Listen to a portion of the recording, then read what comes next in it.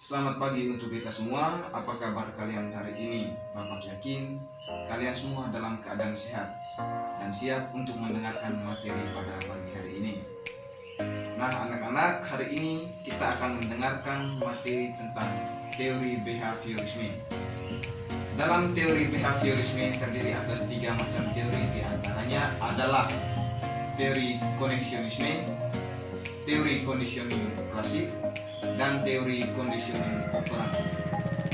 Nah, sebelum kita melangkah lebih jauh, terlebih dahulu kita memahami apa itu behaviorisme. Behaviorisme atau aliran perilaku juga disebut perspektif belajar adalah filosofi dalam psikologi yang berdasarkan pada proposisi bahwa semua yang dilakukan organisme termasuk tindakan, pikiran, atau perasaan dapat dan harus dianggap sebagai perilaku. Tren ini berpendapat bahwa perilaku demikian dapat digambarkan secara ilmiah tanpa melihat peristiwa fisiologis, internal, atau konstruk hipotetis seperti pikiran.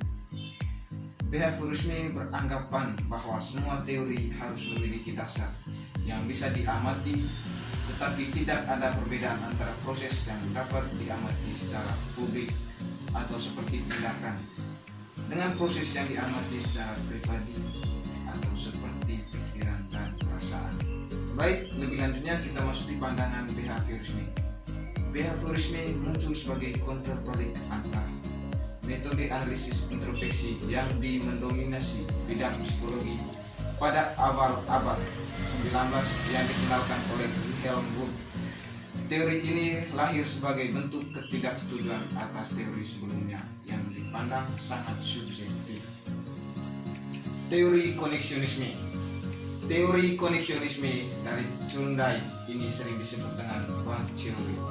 Hal ini karena Thorndike menyebut asosiasi antara impresi indera dengan tindakan sebagai bond atau connection. Perhatian Thorndike tidak hanya pada conditioning, stimulus, dan tendensi perilaku, tapi juga pada apa yang mengkombinasikan stimulus dengan respon. Dia percaya bahwa S dan R dihubungkan oleh neural bond atau hubungan syaraf.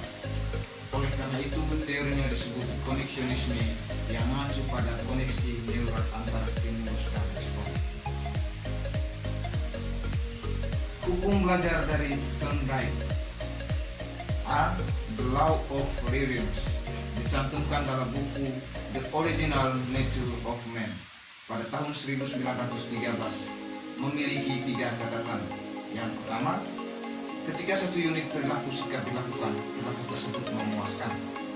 2. Jika satu unit perilaku siap untuk dilakukan tapi tidak dilakukan, maka akan terganggu. Dan 3. Jika satu unit perilaku tidak siap dilakukan dan dipaksa untuk melakukan, maka perilaku tersebut akan terganggu. B. The Law of Exercise memiliki 2 bagian. Yang pertama, koneksi antara S dan R diperkuat ketika digunakan. Dengan kata lain, hanya melakukan koneksi antara situasi yang menstimulasi dan respon akan memperkuat hubungan keduanya. Hal ini merupakan bagian dari Law of Exercise yang disebut Law of Ties. Yang kedua, koneksi situasi dan respon diperlemah ketika tidak dilakukan atau hubungan syarafnya tidak digunakan. Bagian ini disebut Law of Desire. Kita lupa karena tidak melakukan. Yang C, The Law of Given menyatakan bahwa memperkuat atau memperlemah koneksi antara stimulus dan respon adalah hasil dari konsekuensi respon. Misalnya, jika respon diikuti dengan kondisi yang menyenangkan, maka koneksi akan meningkat. Jika respon diikuti dengan kondisi tidak menyenangkan, maka koneksi akan menurun. Yang ketiga, implementasi dalam pendidikan. Bagi Thorndike, mengajar bukan mengharap murid tahu apa yang diajarkan, tetapi mengajar adalah tahu apa yang akan diajarkan. Respon apa yang diharapkan, apa tujuan pendidikan, kapan harus memberi hadiah. Untuk itu, Thorndike memberikan aturan yang sebaiknya dilakukan guru sebagai berikut. A. Memperhatikan situasi murid. B. Menentukan respon yang diharapkan dari situasi tersebut. C. Sengaja menciptakan hubungan antara respon murid dan stimulusnya. D. Perhatian. Jangan sampai ada stimulus lain yang dapat mengganggu hubungan stimulus respon. E. Bila akan menciptakan hubungan baru, jangan membuat yang sejenis. F. Ciptakan hubungan yang menghasilkan perbuatan nyata. G. Upayakan suasana belajar yang memungkinkan anak menerapkan dalam kehidupan sehari-hari. Penelitian Thorndike yang pertama menghasilkan kesimpulan bahwa belajar mulai dari trial and error. Hal ini tidak bisa dipungkiri, sangat mungkin juga terjadi pada anak yang belajar. 4. Implementasinya di sekolah. Teori Thorndike secara lebih khusus dapat diterapkan di sekolah untuk merancang pembelajaran secara konkret. Operasionalnya dapat berupa beberapa poin di bawah ini. A. Sekolah perlu mempunyai tujuan pendidikan yang dirumuskan dengan jelas. B. Tujuan pendidikan harus sesuai dengan kondisi dan kemampuan masing-masing anak. B. Tujuan pendidikan harus sesuai dengan kondisi dan kemampuan masing-masing anak. C. Bahan pelajaran dibagi menjadi unit-unit kecil. D. Proses belajar dilakukan secara bertahap sesuai materi yang sudah dipecah dalam unit kecil. E. Tekanan pendidikan adalah pada respon yang benar atau sesuai stimulus, bukan memfokuskan pada kesalahan anak. F. Berikan reward terhadap tingkah laku yang benar. G. Respon yang salah harus segera diperbaiki agar tidak diulang. H. Ujian tes secara teratur perlu diberikan sebagai umpan balik bagi guru dan siswa untuk memperbaikan belajar berikut. I. Buat situasi belajar yang mirip dengan kehidupan nyata sebanyak mungkin agar terjadi transfer belajar dari kelas ke dalam kehidupan nyata. J. Pendidikan yang baik adalah memberikan pelajaran yang dapat digunakan atau ditransfer dalam kehidupan sehari-hari.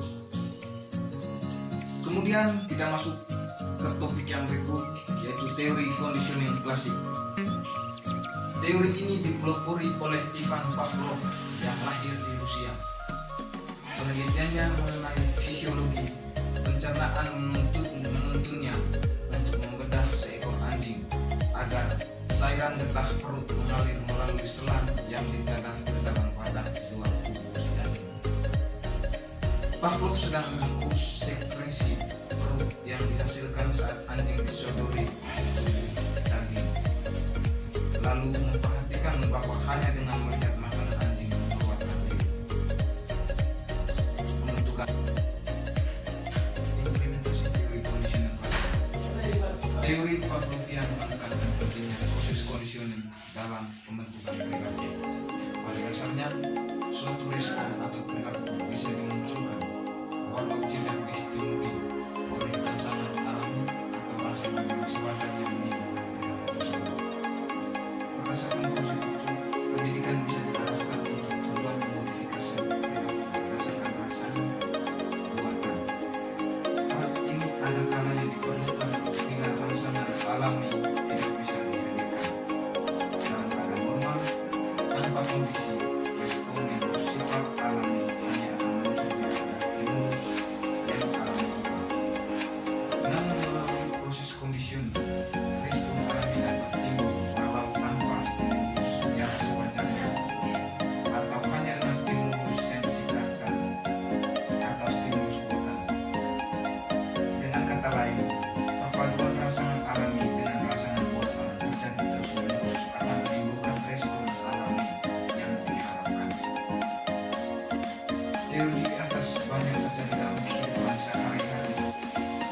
Salah satu contohnya adalah kita menemukan seorang karyawan tidak berani pulang lambat karena melihat mobil pimpinan masih terparkir di halaman. Terus yang berikut kita masuk ke teori conditioning operan. Ernest Friedrich Skinner pada tahun 1994 sampai 1990 adalah pelopor dan tokoh psikologi pendidikan selama beberapa dekade. Inovatif, praktis, bijak, dan jenaka itulah karakter Skinner yang pengaruh pemikirannya pun masih terasa hingga saat ini. Skinner merupakan behavioris yang paling banyak mengembangkan conditioning operant. Dia memulai penelitian tentang conditioning operant sekitar tahun 1920, tapi sejak awal dia sering melatih sekelompok kecil burung dara atau tikus yang lapar pada cucuk sebuah tombol. Setiap kali hewan tersebut berhasil melakukan tugas dengan baik, maka makanan akan dikirim ke mangkuknya. Skinner lantas menyimpulkan bahwa statusnya cara yang efektif untuk menentukan hukuman dasar conditioning operant adalah dengan mengamati respon-respon hewan yang relatif masih primitif di dalam lingkungan yang bebas gangguan. Lingkungan bebas gangguan tersebut diciptakan sendiri oleh Skinner yang disebut kotak Skinner atau Skinner's Box pada tahun 1959. Yang berikut implementasi teori conditioning operant. Ada beberapa hal yang dapat kita simpulkan di penjadwalan reference comment. Yang pertama, pengukuhan terus-menerus disajikan justru menurunkan tingkat respon, sehingga sebaiknya guru tidak memberi reference comment terus-terusan.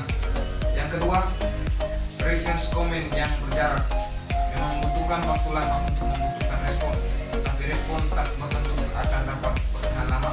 Yang ketiga, jadwal rasio dapat dipergunakan untuk respon tingkat tinggi, tapi kelelahan dapat terjadi sehingga akibatnya respon akhirnya menurun drastis.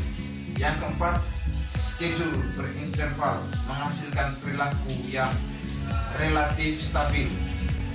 Anak-anak, jadi itu saja penjelasan materi kita pada pagi ini. Bapak ucapkan terima kasih dan permintaan maaf apabila ada salah kata selama penjelasan materi tadi. Sekian dan terima kasih.